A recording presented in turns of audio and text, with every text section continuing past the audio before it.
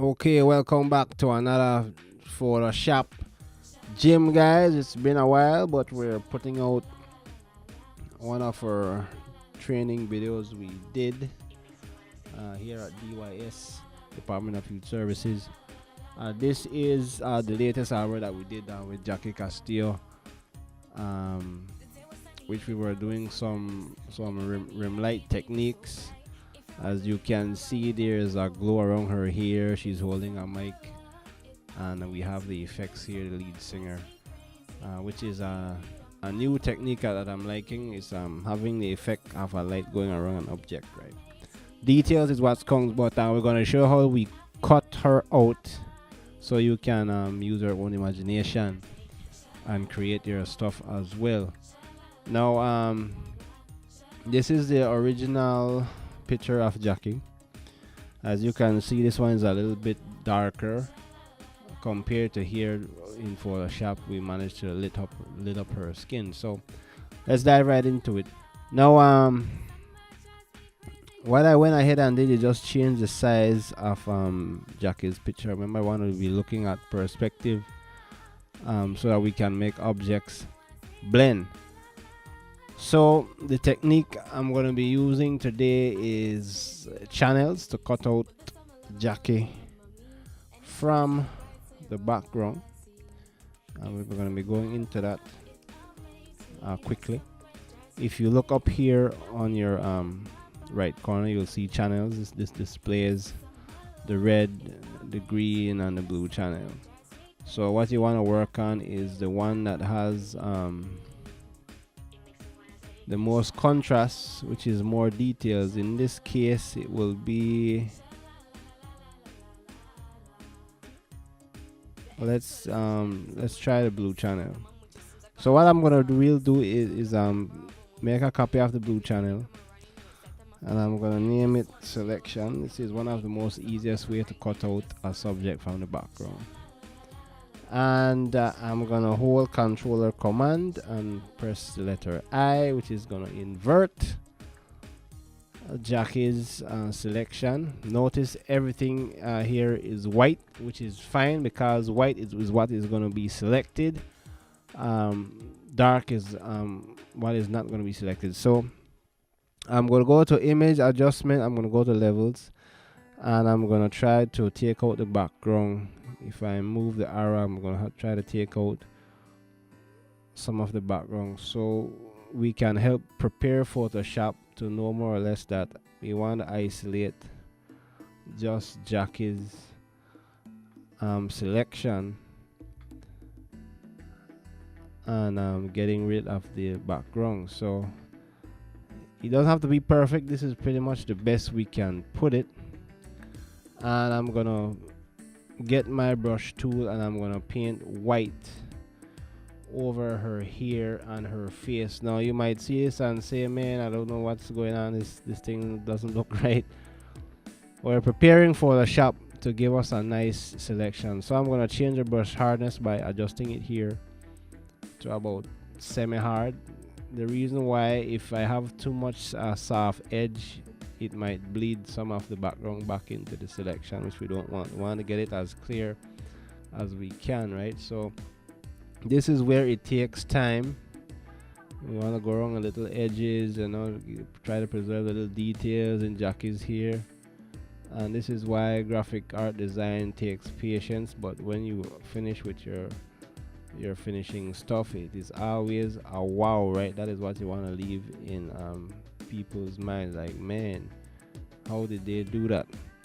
So, but for the sake of the tutorial, I'll try to move through it as quick as I can, but you can take your time and do your stuff. If you're doing a design for a client, you can take all the time in the world if you have that time. But if they're telling you need to have that thing done by tomorrow, then try and use these techniques and work as efficient as you can. So I'm going around here, and I'm going through each area. If you're not comfortable with this view, you'll get used to it. You can turn on the green channel, and this will bring a black and white version of Jackie. back. So with the same channel selected, the selection, I can paint over, and you can see what is red is becoming black, and then that is what's going to be selected. So that can help you pinpoint more or less where we can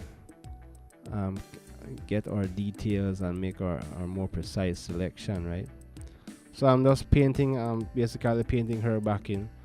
So all the area that will be black. Remember I told you earlier what is white is going to be selected. That is what is happening here.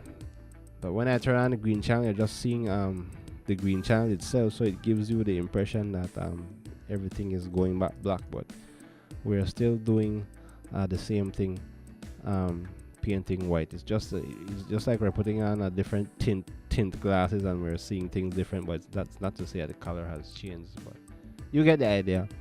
So almost done here, trying to do a little quick thing here with Jackie's picture. We want to big her up once again. Thanks to her for giving us permission to use her picture and showcase it on our DYS Facebook page, which we support our Belizean artists.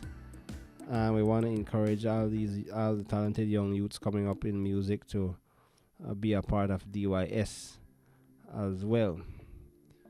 So as you can see, I'm almost done here. I'm painting around, and this is what takes time. Brushing around Jackie's hand. Remember, you're gonna be zooming in and zooming out at times, especially with parts like here with the finger. Hold on controller command, the positive or negative sign lets you zoom in, so you can make a more precise judgment. Now we're not trying to get it perfect. We want to do it the best we can. Even the most professional, advanced designs, they're not perfect, but you as the designer make it work the best you can. Work with what you have. Okay, so I'm cutting out the hand there. I'm almost through. I'm also going to be showing you guys the long awaited cartoon effect, which we did in this picture here with Jackie.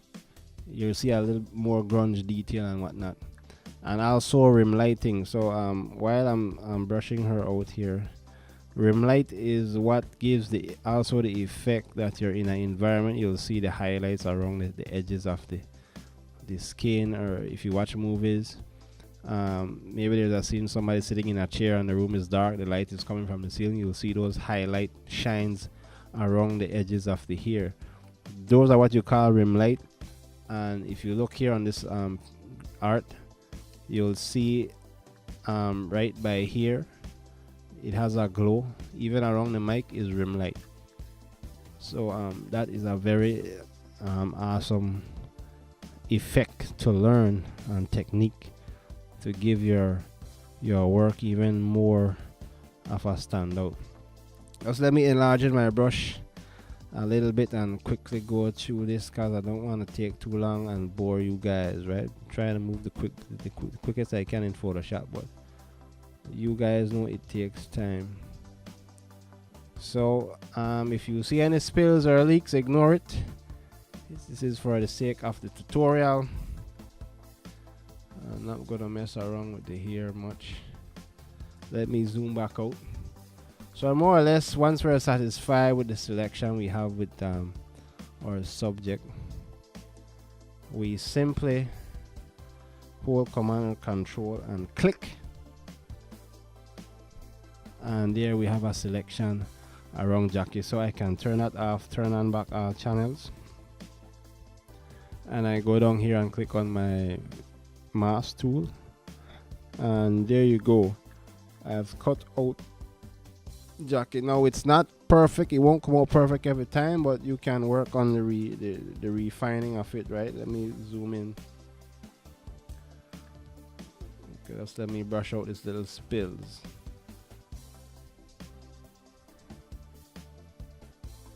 Let's do that again. But you guys get the idea, and you can see what the channel technique does when it comes to selection. It's gonna paint certain spots back on her that we kind of cut out.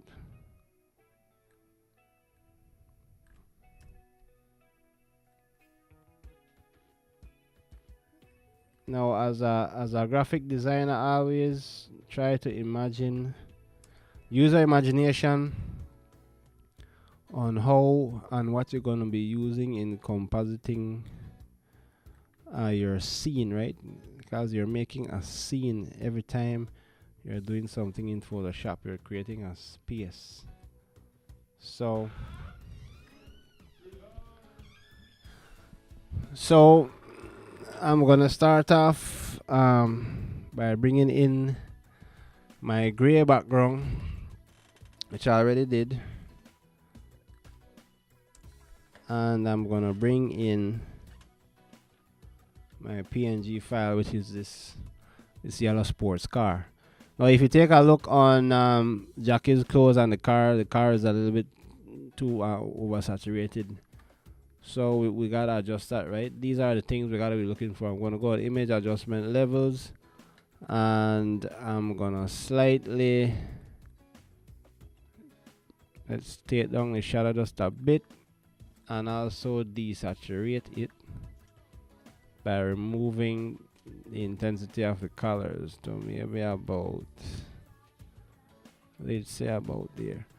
For those of you who are in a hurry, here's a technique you can use to quickly blend both subject and background. I'll take a copy of my background layer, which is completely gray and white. I'm gonna move it at the top above Jackie. You will see nothing, obviously.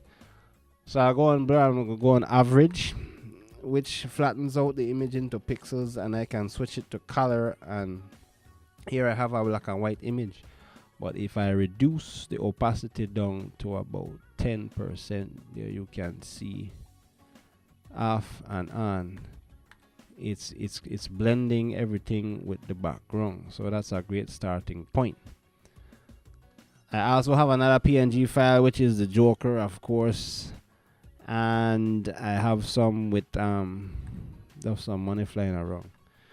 So let's talk about the cartoon effect. I'm gonna be using the camera option in Photoshop. You might see some artifacts around Jackie's hand. It is not perfect, but for the sake of the tutorial, we're just gonna be flying through it fairly quickly. So I'm gonna go here to filter camera raw. Wait for my camera to pop up. There's Jackie's picture. I'm gonna drop the highlights a little bit, maybe about there. I'm gonna boost the shadows up, maybe about there, and I'm gonna also boost the clarity until you start to see more contrast on her face to about there. And I'm gonna hit OK, and you can start to see she's starting to take shape with the texture. This is our before and this is our after. So moving on, the rim light technique. Double click experiment with inner glow. You can play around with the colors for this. In this case, we're going to be trying the same yellow and see what we get with that. So you can increase the size, and this is how I got that kind of spill on her face, like what you see over here. Obviously, if the light is touching on your face side, you might see some slight dim shadows on the right, which I did on Jackie's picture. So the beauty with rim light techniques, it blends good with lighting, so you can experiment with any color, blue, red, whatever you want to use. Let's try that color there. You can adjust the choke side. I'm just showing you guys for you to experiment with, and you can also control that effect on your own layers. If you right click there, I have the rim light on its own layer, so I can mask that out. Go on my brush tool, let's say I want to take it out right by here. Maybe a little bit on Jackie's face. Or I can reverse it. Maybe let it just hit the edges of her. So that is a good technique to use. I can create a new layer, go on, let's try screen, enlarging the brush, and put some what do you call some fair lighting or some brighting. Experiment with the blend modes, and you can get somewhat of a decent picture blend. Even linear light works good from time to time. So here am I creating this glowing scene. I'm just going by feel, but the main thing is the main thing is you want to make sure everything blends right. Now here is the Joker at the back. Now what I'm continue to show you guys is the cartoon effect. So let's go down to the smudge tool, and we're gonna be smoothing out the skin. Slightly we're smoothing out Jackie's skin. You might not see the difference, but when you zoom in, and then you'll catch a more better feel of it. Always stay away from the eyes and the lips. You want to keep it preserved and natural. I'm gonna also use the sharpen tool to give the eyes a little bit more glassiness as well. And if you're wondering how did I get her skin to change the color tint, I just went ahead and used the hue saturation. So in this case, let's boost that a little bit, and there we can start to see she's getting that more tint color on her skin. Now as a overall filter, you can always fill everything with black.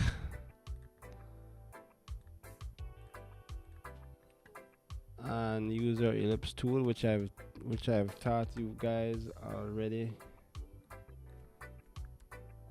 how to use it to create the vignette effect,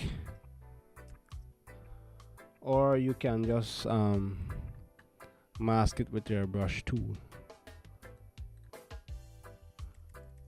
So let's enlarge in the brush tool. I'm gonna zoom out a little bit. Let me turn off the layer. I've zoomed out too far, and I'm gonna start to brush and bringing back the image. Just be clicking around, randomly clicking around, which is giving you that kind of film effect.